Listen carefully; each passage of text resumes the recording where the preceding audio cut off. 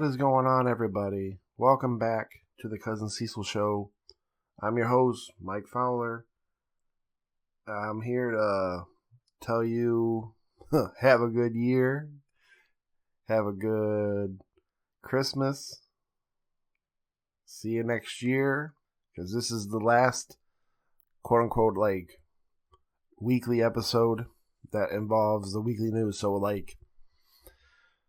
if Phil Spencer goes and shoots Shuhei Yoshida for them breaking records in the U.S. during Christmas, I ain't going to talk about it till next year. I basically got both weeks set up in the books with Christmas and New Year's recordings. The New Year's one's already posted, quote unquote, just ready for the day to drop. And still working on the Christmas one just because I'm being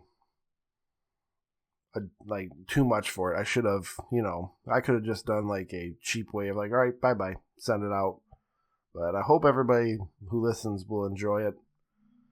But yeah, how was your week?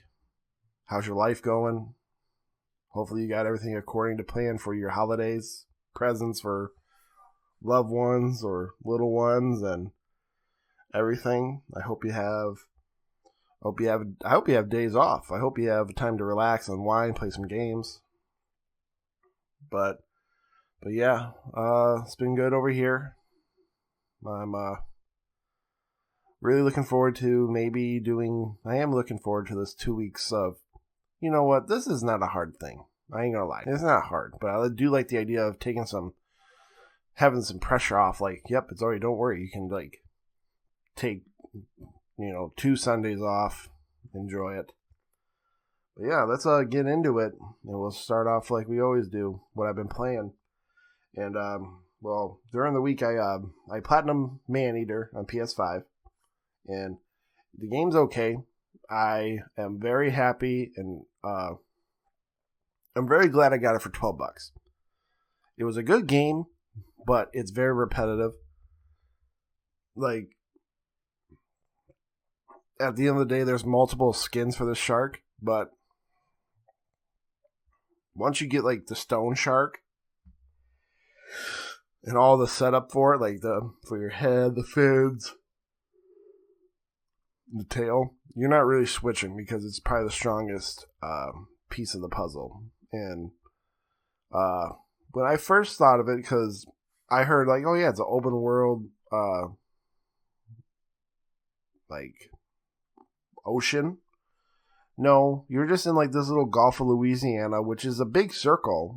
I bet it takes a little bit to do a whole circle around it, but it's good. I don't know if this is Tripwire's first game, and I think it's a really good first game.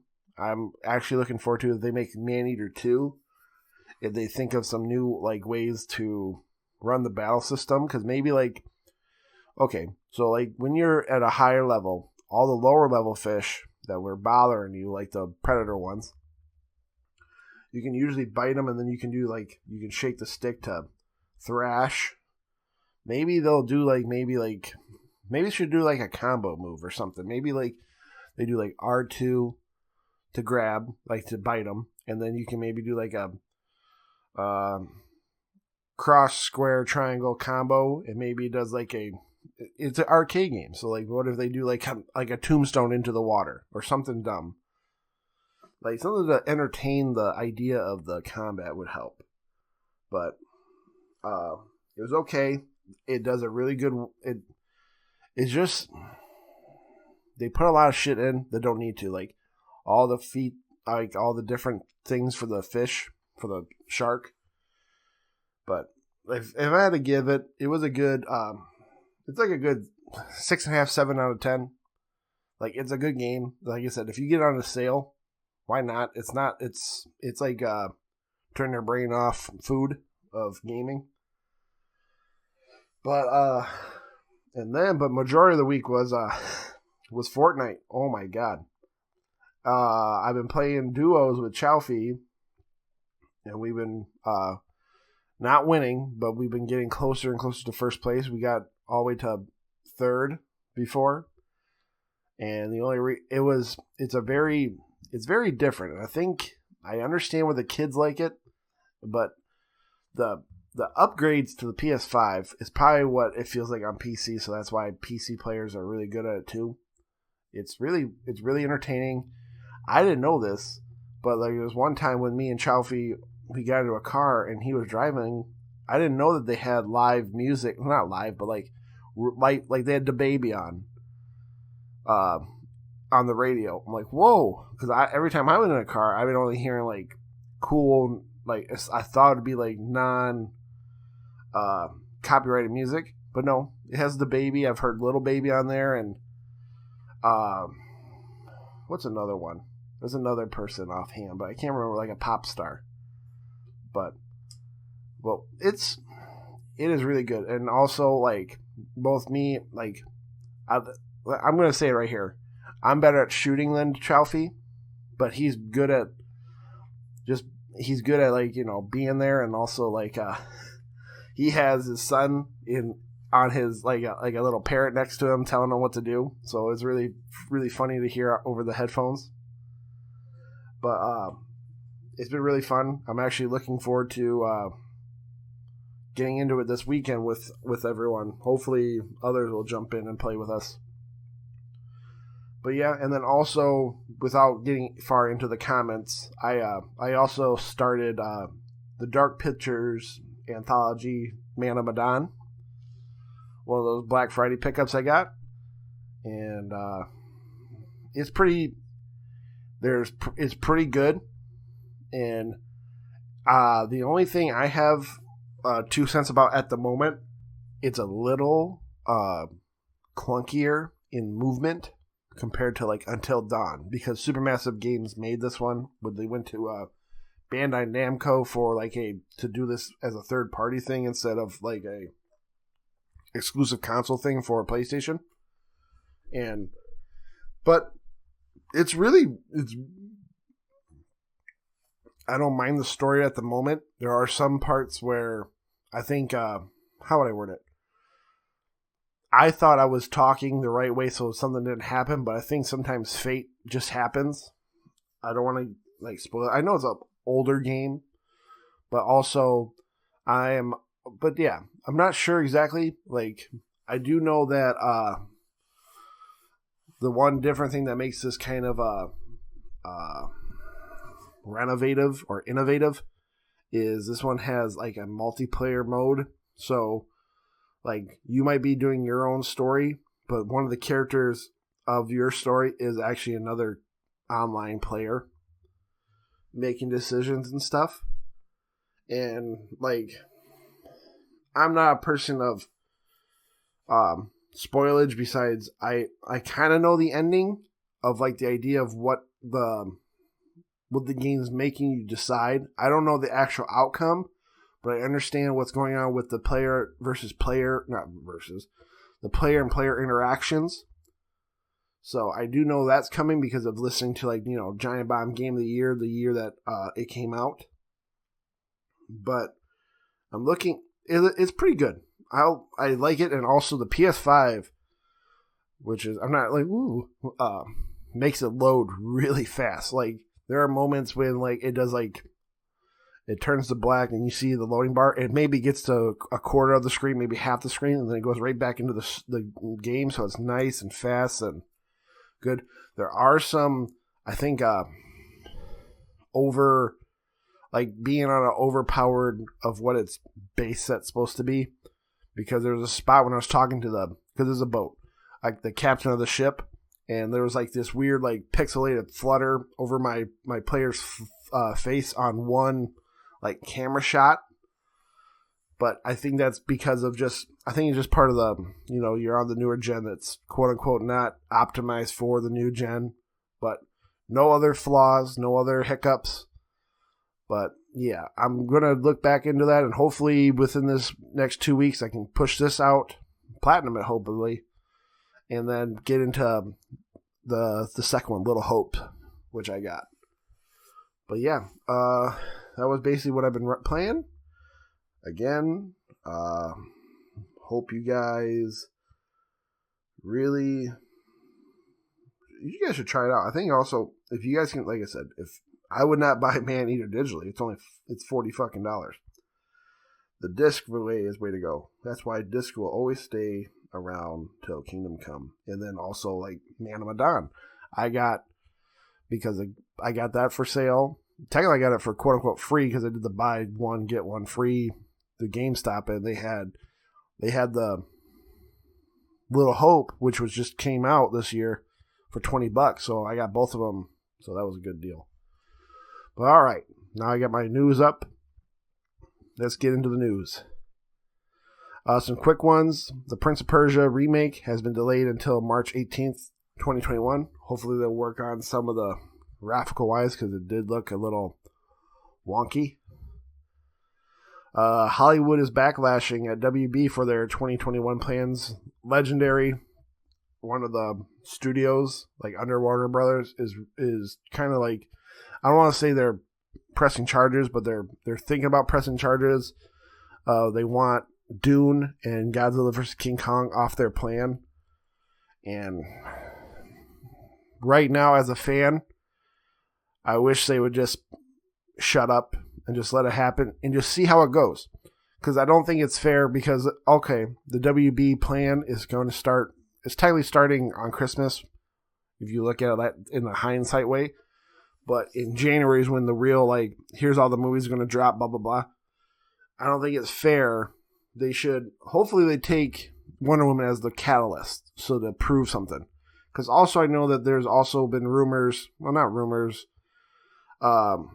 when WB chose to do Wonder Woman 84 on Christmas, they gave Gal Gadot and, like, Patty Jenkins a bonus, like, Gal Gadot got like $10 million for it, and other actors and actresses from this newest plan has not even got word yet about any bonuses. Like I saw, like Will Smith and Margaret Harley Quinn. Their people are trying to see, like, do they get a bonus too, like Gal Gadot?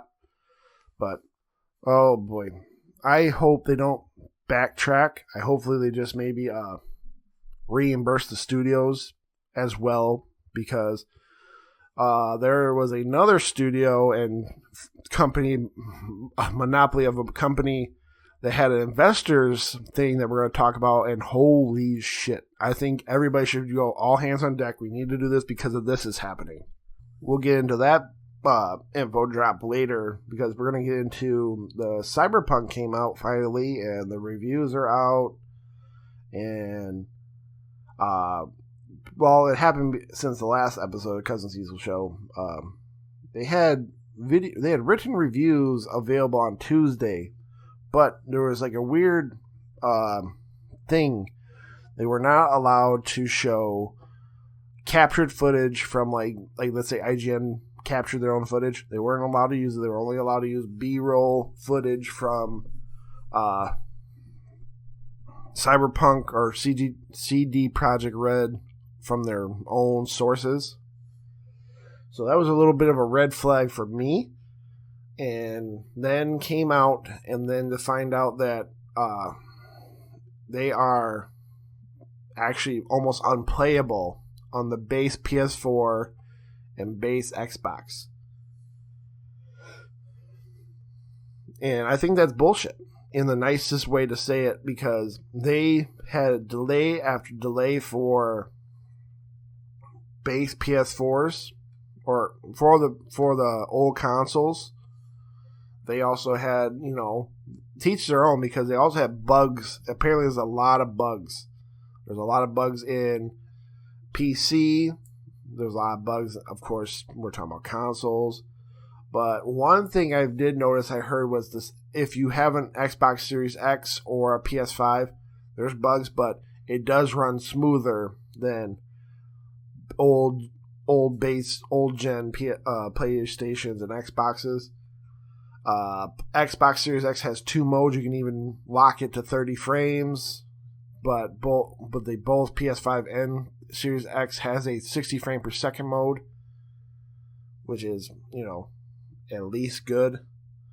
But I do not like that okay, so when the reviews came out, everybody was giving it 9s, except GameSpot, which I'm going to give, hold on that one. But everybody's giving them 9s or 10s, and then they're turning the other cheek for bugs. Real game-breaking bugs. You know, the reason I think it's fucked up, and then the idea that there's ponies that are riding this motherfucker down to the ground. So hear me out before I'm going to say. I do think it's bullshit because, like, Days Gone got lower scored because of bugs. It went from, I'm not saying that's a great game, but the idea of went from a 7 on IGN. It probably, if you turn the other cheek for that, I bet money you could have had, it could be at least an 8. I just think it's crazy the Cyberpunk got a 9 on IGN with bugs, and then they also know that 1/3, or let's break it down like that because it doesn't count. 1/2 of the thing, half the game's reason it's out because it was only out for PS4 and Xbox One. That half can't barely play it, and they still gave it a 9. I think that's crazy. I don't think it's fair. I think that's some stuff that should be in order. Back to the GameSpot one, I think GameSpot gave it a 7. And honestly, I did not read her review, but the lady who did the review, without bringing up her history, I think I'm actually glad she took bugs and shit into the probably the fray, because she said she did the review and she had to review it as is because she had a game-breaking bug that she couldn't even finish the last mission because of a bug. So that's pretty fair. You can go into the whole report of her history because it's not my place to say it, but she's had bad experiences with men, and then like probably some of the storylines of Cyberpunk probably flared up some shit, which is that's on her. That's not on her, but like that's her prerogative. If that's how she feels, that should be in the score. You know what it is, what it is. But the idea, I really hope she listens and hears that I'm trying to just say it bluntly and not say it like, oh, it's her.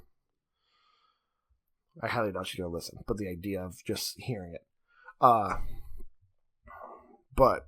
I just think it's odd that so many different bigger places turn their cheek onto it and give it such a high review. Because of what? Because they know CD Projekt Red works on their games and patches them up till Kingdom Come, but I don't think it's fair. I know that, how would I word it? I was watching the first couple hours on like Twitch of it. It does look fine. So maybe when I said it, because when I first heard it, I'm like, oh no, what are they doing? And then I was watching people like, you know what? It doesn't look that bad. So I can see why like people go maybe an 8. I think they should at least done an 8. I bet nobody would said a thing. Because, but the weirdest part was there's those people that are until Kingdom Come, and I watched a video of like this one Twitch girl. She's like, no, yeah, if you played it on day 0, yeah, there was a lot of bugs, but now after day 1 patches, and while she's doing that, her NPC character phases through the elevator door without the door opening. So it's kind of funny, that stuff, but for anybody who's listening with a base PS4 or a Xbox One, there is nothing wrong with holding out on this game. If you want to have a good experience with the game, I've also saw people with Xbox Series X's, because no one around me, because my copy is still in the mail. Nobody with a PS5 around me has said this, but I saw Donnie. He posted saying that he's going to hold off of any more. He got to 5 hours into the game, and then he just doesn't want to ruin the experience because of bugs. So that's totally respectable, and that's totally the idea of like I'm trying to say is there is nothing wrong with holding off. Last thing I saw, Cyberpunk's at patch 1.04, so that's 3 patches or maybe 4 patches into the whole process. But these are gigantic. So the one I just said, 1.04, that was the PC PS4. They haven't even got the Xbox one running up yet. So maybe that's also why Donnie's having a little bit of trouble. But the idea of that last patch was like 17 gigs. So we're already breaking, this game is already breaking like 100 gigs for our base PS4s and everywhere.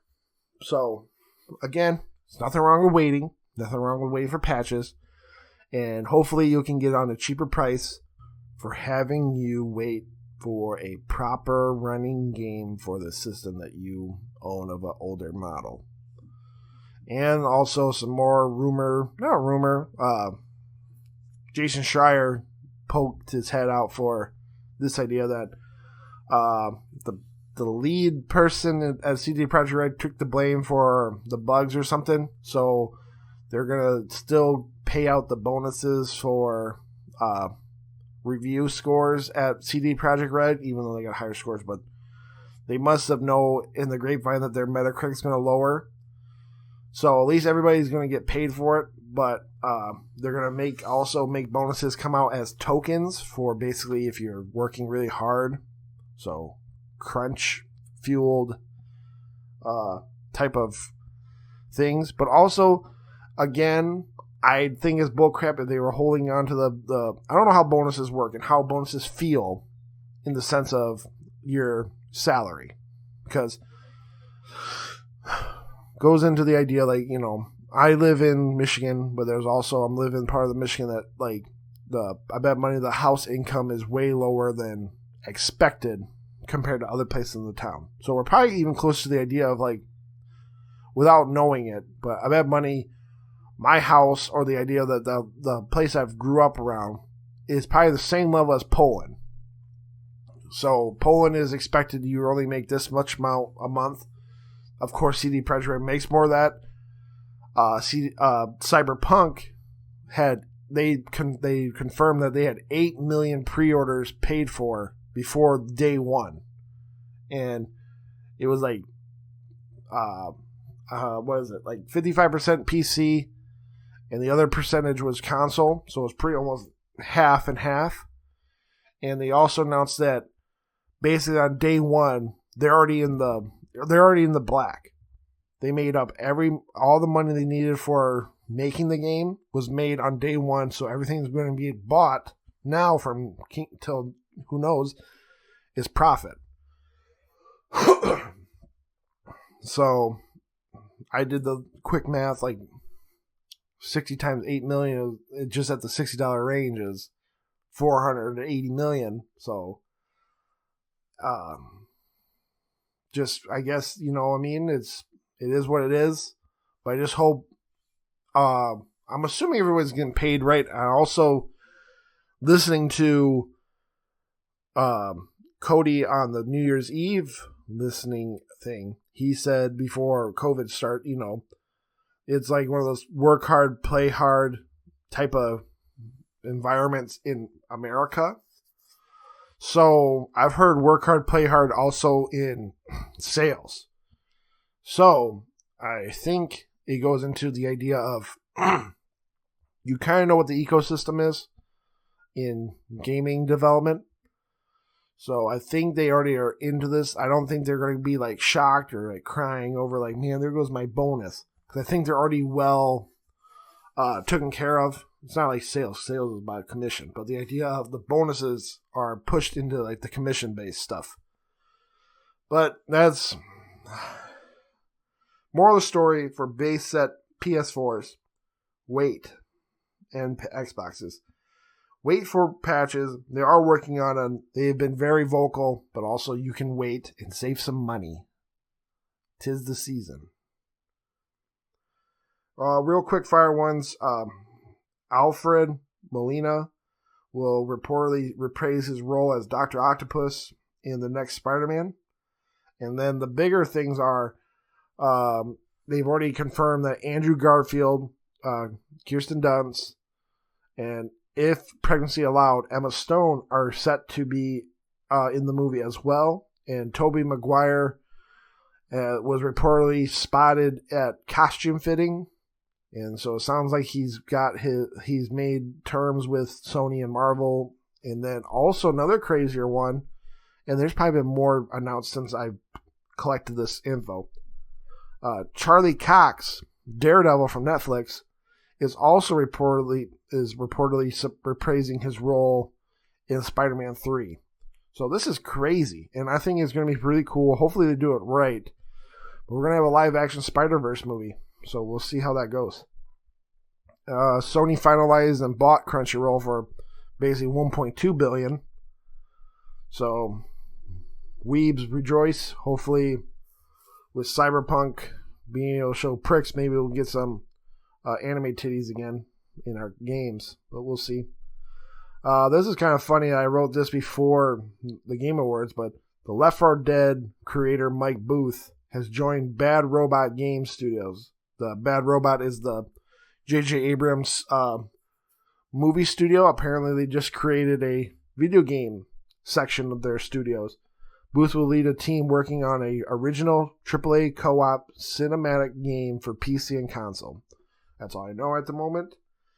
But yeah, sounds thrilling. And also I think it's kind of funny for what I'm going to say next. But we'll get into the Game Awards. Again, we're not going to go crazy into it. Besides, let's talk about, congrats Ghost of Tsushima. Which is how I'm going to say it. This is probably the best way this is how I wanted the Game Awards to fall into place. Was, what is it? Okay. It's congratulations Naughty Dog. They won Game of the Year.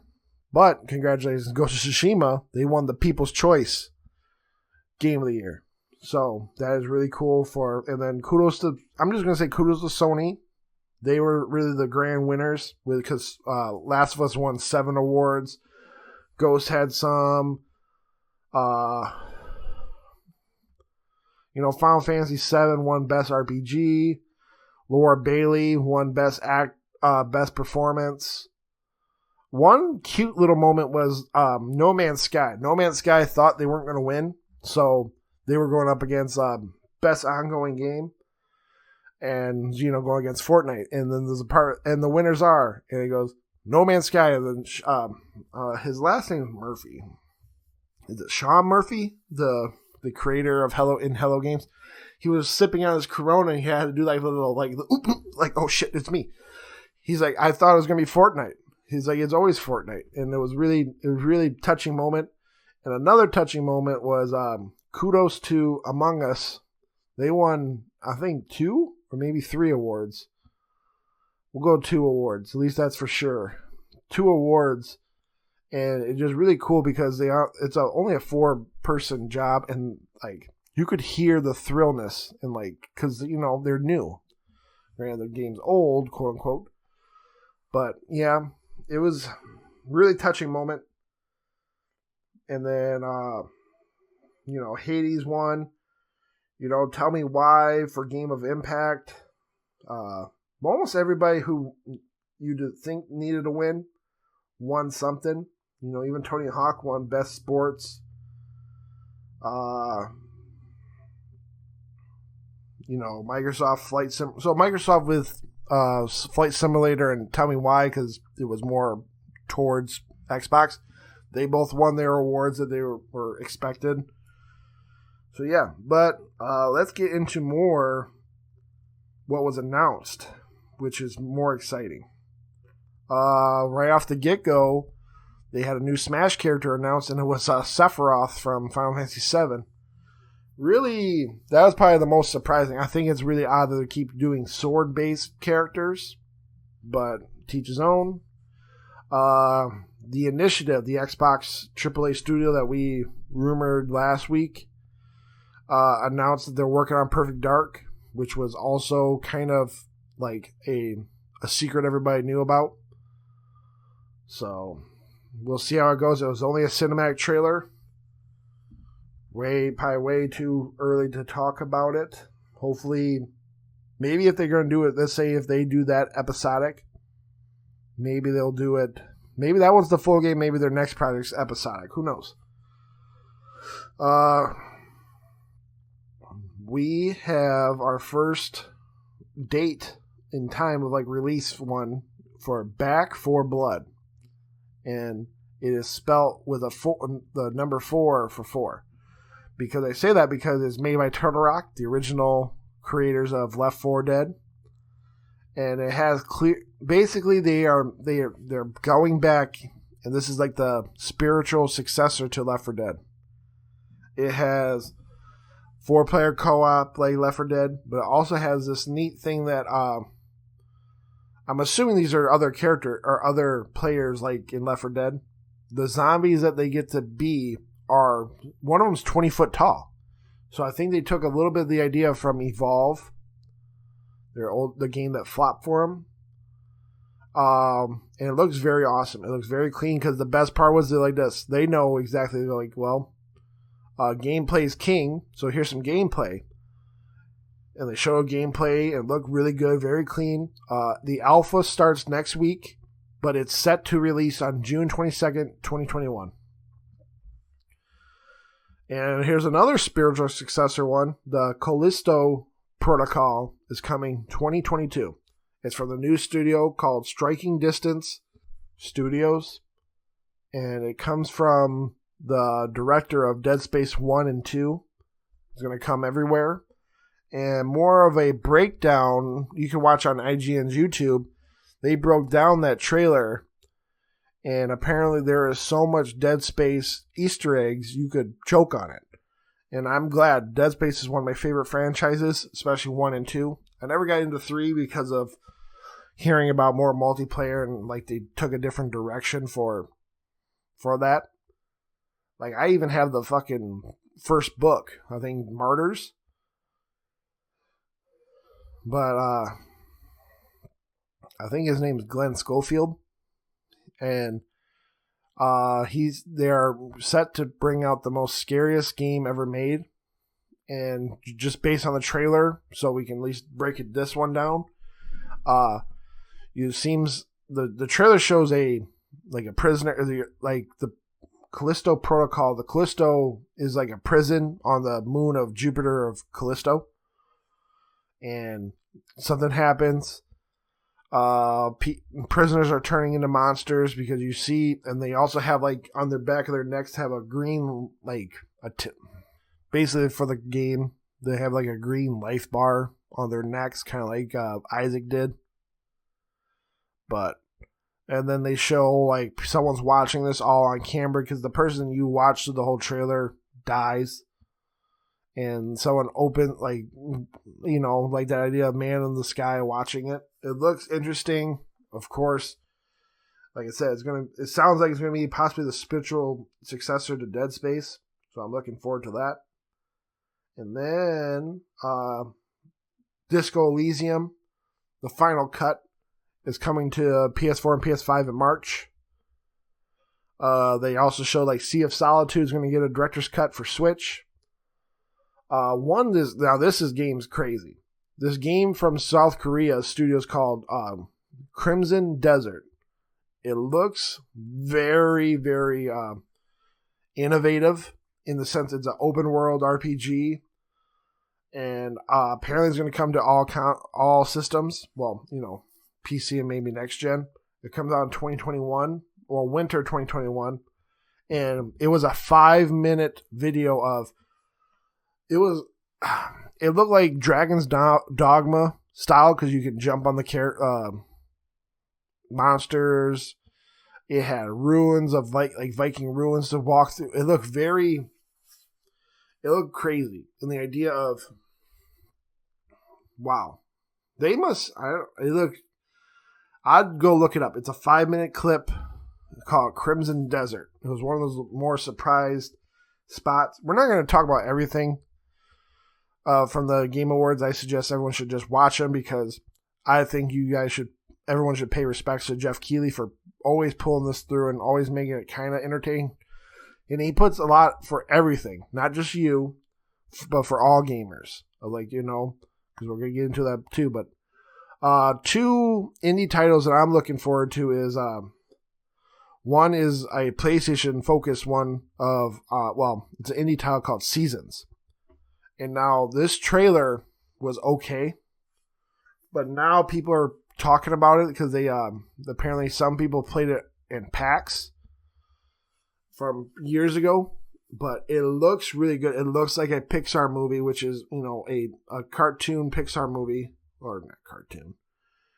A drawn Pixar movie. It looks really well. It looks interesting. Involves you play this girl who goes to these checkpoints, and kind of how I read on Twitter of somebody describing it. You go to these spots where you get to try to remember the history of it the way you want, not like how, because you're going to like rubble of like a broken down art statue, but you can sit there and try to remember it the way you want to. It just looked very, very like soft and innovative, kind of like a Pathless and Journey, but not about action like Pathless is. And then another one was from the team from Gone Home and Tacoma. There's Open Roads, the next game from Fulbright Studios. Will have apparently starring Kerry Russell and Caitlin Denver as the voices. It was more of a cinematic trailer, but yeah, it looked interesting. You can coming to the consoles, and you can add to your wish list now on Steam.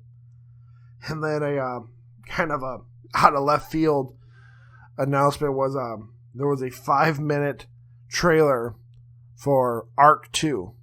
Ark is that open world like survival base, kind of if Rust and Minecraft had a more realism graphical baby with dinosaurs.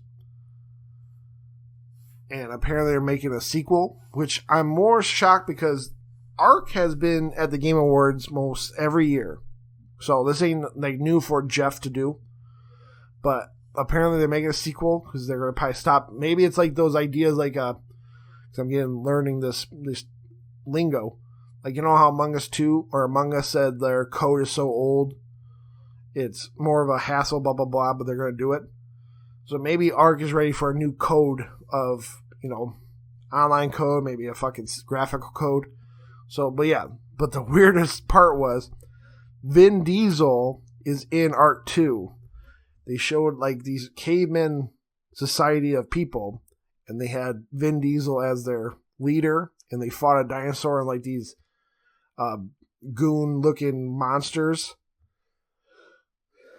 And it was very distraught and like threw me off guard. I'm like, why is Vin Diesel on this show? Because like how Ark likes to do their trailers, they give you 5 minutes of bullshit, and then at the end goes Ark 2, or like before it was like Ark in the DLC's name. Never says anything in it until at the very end. So it was very weird, but somebody's gonna like it. I told my stepson, because spoilers. Well, not even spoilers. He loves Ark. He's like, "What? They're making Ark 2?" And they're also going to make animated series coming out in 2022 for Ark. So, maybe there's clearly people playing it. Fall Guys Season 3 was shown and is going to be more like a Winter Wonderland. Microsoft Flight Simulator is coming to Xbox next year. They also had the release date for Returnal, which is going to be March 19th, 2021. And fuck you, PlayStation.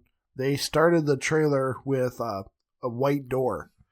And I'm like, holy shit, this is going to be it. They're going to talk about Silent Hill. But no, it was about Returnal. And the reason I say that is because I think they're trying to tell us about it. Because when you go to YouTube now, that door scene is removed from like the PlayStation's YouTube of Returnal's announcement. So I'm like, hey, there are plenty other games shown. So like I said, if you like Ghosts and Goblins, if you want to talk about Fist or Outriders, it's all there. You guys should watch it. It's for the idea of just Jeff in a studio with Sidney Goodman and shit. It was really well. Like it was 3 hours long, but like 2 hours of it is the real show, hour and a half, like a half an hour and shit for a pre-show and all that stuff, I would check it out. But one thing they do, which they did every year, they had Fortnite out, and they showed that Master Chief is another skin. He's available right now. You can get Master Chief on that PlayStation now. It's crazy. You also have his battle, or his pickaxe is the gravity hammer from, I remember in Halo 3. You can buy the emote of being a little mini warthog and drive around the island. Same price as Kratos, so it's like $2,800. Not 2,800. Basically, like for $20, you can get Master Chief and his skin. And the other thing they announced is that in creative mode, they also recreated Blood Gulch, and you can play Capture the Flag in Fortnite on Blood Gulch. So that's really cool. And again, more just want to say thank you, Jeff Keighley, for always running a good show. No matter what people say, I have a great time every time.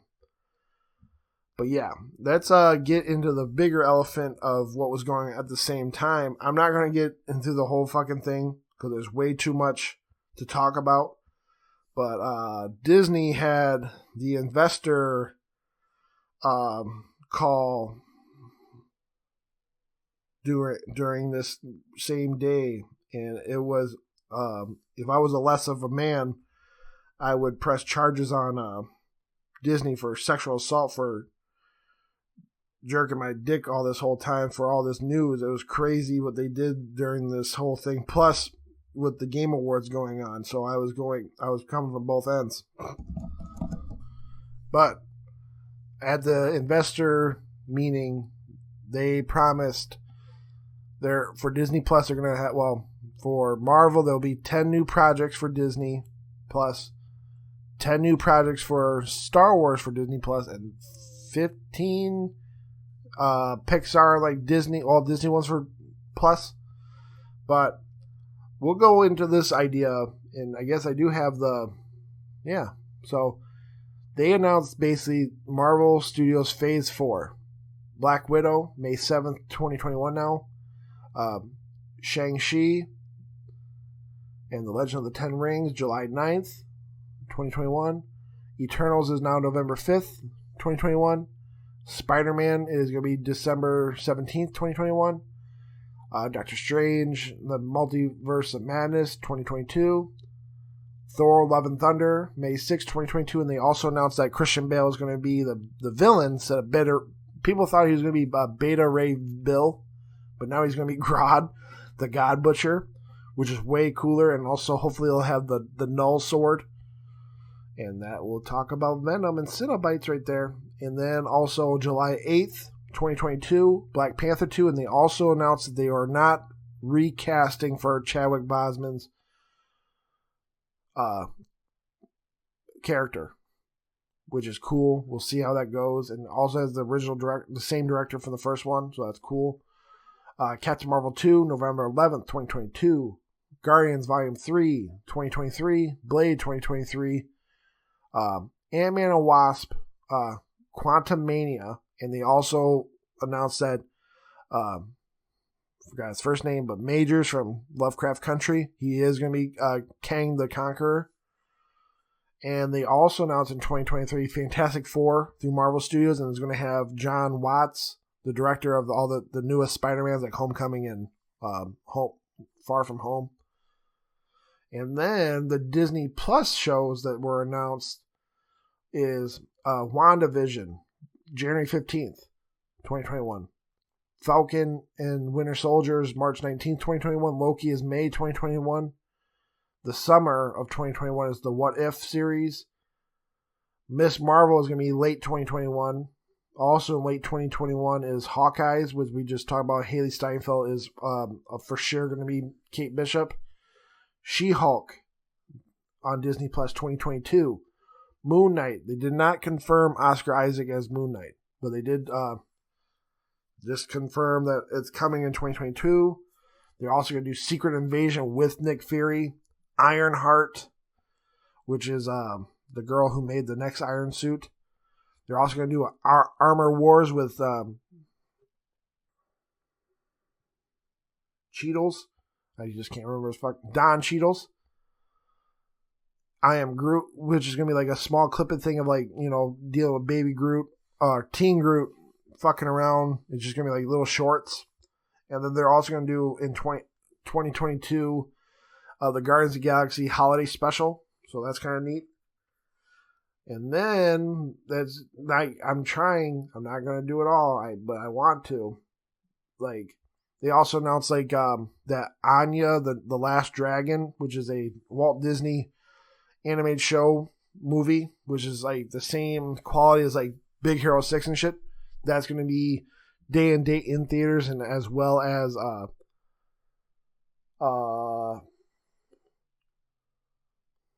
what is it? Disney Plus. Except instead of $30 like Mulan, it's going to be only $20 to rent on Disney Plus. And they also announced that they're going to do a reimagining of Buzz Lightyear called Lightyear with Chris Evans as the voice. So that's pretty cool. We'll see how that goes. And then Star Wars,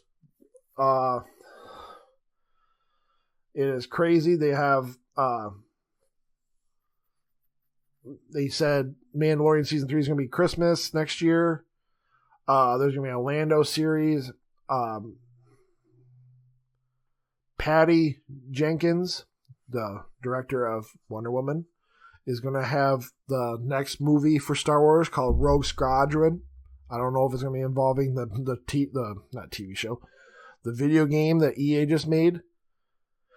But yeah, then after that the next movie after that is going to be directed by that Taki Wita, the guy who did Jojo Rabbit and Thor Ragnarok. But they also announced like they're going to have a TV show for Ahsoka. There's a new one called Rangers of the New Republic, which is possibly like the dawning of the First Order in that show. Obi-Wan Kenobi will have Hayden Christensen coming back as Anakin / Darth Vader in that show, which is awesome to hear. They showed a clip for the Star Wars The Bad Batch. They also have what I think is kind of cool is Star Wars Visions, which is apparently going to be a basically Japanese artists. So basically, it's going to be like a Star Wars anime of like small segment shows in Star Wars Visions. That looks really cool. Star Wars The Acolyte is apparently a like basically around the same time frame as Darth Plagueis, like the Knights of the Old Republic time era. So that's kind of cool. And what is it? But yeah, again, they also announced that every live action like Disney idea, they had Pinocchio, Peter Pan and Wendy, Swiss Family Robinson. They're all coming to Disney Plus. I think that's might be a smart move because I don't think they're gonna do that well in theaters. But it was nuts. And I'm not even telling you everything. There's also going to be a fucking Mighty Ducks Game Changer show on Disney Plus. There's so much to look up. Look up the Disney Investors Day. It was baffling. Baffling. Ugh. But yeah, that was basically this week. Thank you guys for listening again for this whole half year. But this week's hot picks is going to be Wah Wah Wah for music, by Y2K and BB No Cat. Like the artist that his name is Y2K, but then also the other one is BBNO $, and the song is Wah Wah Wah. And I wanted to also say, like, because this is going to be the last one for this year, like, I think the best album of the year was The Weeknd's album. And I think also some cool snippets I saw or listening to this year was right now Kid Cudi's new album came out this week. I think this is kind of neat.